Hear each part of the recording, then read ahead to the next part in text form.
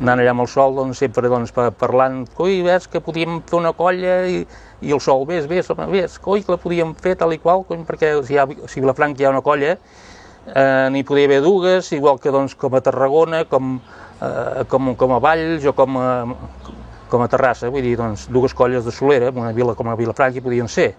Pel món dels castells, la colla dels xicots va ser, com si diguéssim, posar el nivell vilafranquí, casteller, a l'altura de les places tradicionals castelleres que tenen dues colles de castells. Vilafranca era una plaça que només tenia una colla de castells, els castellers de Vilafranca. Una bona colla de castells, a més. Per això no tenia una colla rival dintre de la població. Nosaltres teníem la intenció de formar una colla de castell de 8 també, i doncs haver-hi a Vilafranca dues colles de castells de 8. Sí, vull dir, volíem començar una colla aquí completament neta, en el sentit que no agaféssim ningú de l'altra colla, perquè va ser el primer que vam dir, no volem ningú de l'altra colla. Vam començar a dir-ho, vam buscar gent, ho vam pagar, diguéssim, de la nostra butxaca, 25 pessetes cada un, que en aquell temps era bastant, per comprar camises, i així va començar la cosa. Els primers anys de la colla, a nivell casteller, van ser fructífers i prometedors. Ben aviat van assolir el nivell de 7 i fins i tot el de 7 i mig, en coronar el 4 de 7 amb l'agulla. Però alguna cosa més enllà dels castells va marcar els inicis de la colla. L'aparició dels vermells, en aquells anys 80, va crear un important recel en la societat castellera vilafranquina, iniciant així una de les lluites més importants que ha acompanyat la colla durant aquests 25 anys. La lluita pel reconeixement a casa seva, la lluita per un tracte d'igualtat. De traves ens en van posar a carretades, oi? Però llavors també nosaltres tenim molta il·lusió en tirar la colla endavant i tot això, i anàvem aguantant. La colla va començar a 0 de 0, va anar buscant un, l'altre, i l'última hora, com vam sortir l'11 de setembre, has de comptar que allà a la plaça aquella semblava, anava a dir el dia 30, però no, posa el 29, perquè estava plena de gent, com vam sortir, va ser un èxit rotund, vull dir, no sé, i esclar, això segons en Guita no li va agradar. Cada vegada que nosaltres intentàvem créixer o el que fos, teníem algun xoc dintre del món de Vilafranca, sobretot amb altres colles castelleres, inclús amb alguna institució com l'Ajuntament. I crec que això dibuixa una mica la lluita continuada que ha tingut la colla nostra per mantenir una posició dintre Vilafranca. Crec que l'estem guanyant a pols, perquè, a veure, fins ara la colla nostra no ha fet cap cosa que anés en contra natura de Vilafranca, i per tant és bastant assimilable que el que fa la colla, sigui culturalment, actuacions castelleres, festes, activitats o diades castelleres a part, beneficien Vilafranca.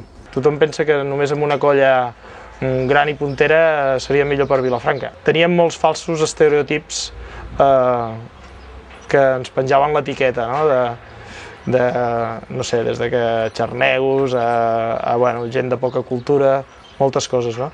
I això era donat per això, perquè no interessava que creixéssim com a colla, no? Perquè semblava que si nosaltres creixíem restàvem força a l'altra colla, no? Quan els xicots van començar eren com el patito feo, no? Ningú els volia i ens veien la colla a l'Espirall i coses semblants, no? Però jo crec que aquesta imatge ha canviat molt i cada cop està canviant més, no? El fet que els xicots cada cop estem més als mitjans de comunicació, la gent ens conegui més, tenim més simpatitzants, no som ni res especial ni res dolent, no? I llavors aquest fet fa que la societat ens accepti més i ens doni més suport. La veritat és que tots aquests temes avui en dia ja s'ha vist que no tenien cap motiu de ser i que, a més, tothom sap que les entitats castelleres són entitats de socialització i d'integració, i ara tothom ho té molt assumit. Però en el seu moment això es va fer servir per fer mal a la colla. Hi havia aquestes, confrontacions de punts de vista, de maneres de veure, d'acceptació més o menys, o diguem-ne de rebuig o de rivalitat, però sobretot d'incomprensió d'una bona part de l'afició castellera i, per tant, de la colla que era més antiga, no? Això jo percebia, i justament una mica tot plegat també a mi em va encara confirmar personalment la meva conveniència de seguir amb els Castellers de Barcelona, perquè si em posàvem una colla o una altra, que hi tinc amics a tot arreu, em podia trobar amb una certa també incomprensió. El que estem amb els xicots t'ha d'agradar una mica ser l'outsider, no? Una mica de la societat, perquè els que estem amb els xicots són una mica... És la colla, la segona colla de la ciutat, és la colla petita. Llavors t'ha d'agradar una mica aquesta situació, no? De la colla una mica que va en contra de l'establert. Una mica el dir, que jo també soc d'aquí, que també soc de Vilafranca. I a vegades aquest sentiment l'hem tingut de la societat, de l'ambient casteller de Vilafranca, però de les institucions també.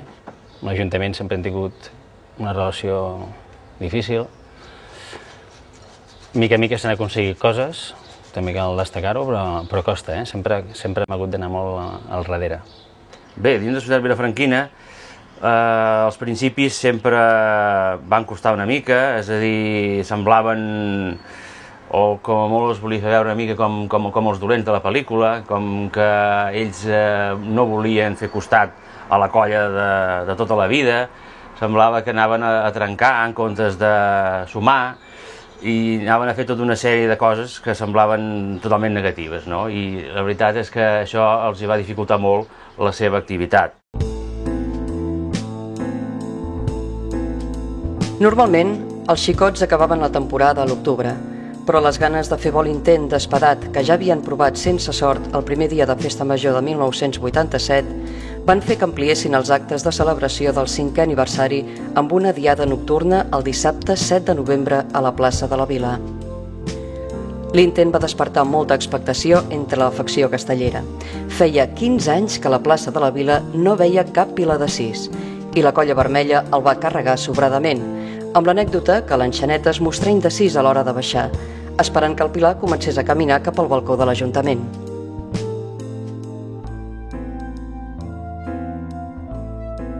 L'any 88 també va ser un any especial. Es va carregar per primer cop la tan desitjada Torre de Set i es va descarregar el 5 de Set, castells que van permetre, juntament amb el seu segon pilar de 6 carregat, obtenir el 5è lloc al concurs de castells de Tarragona.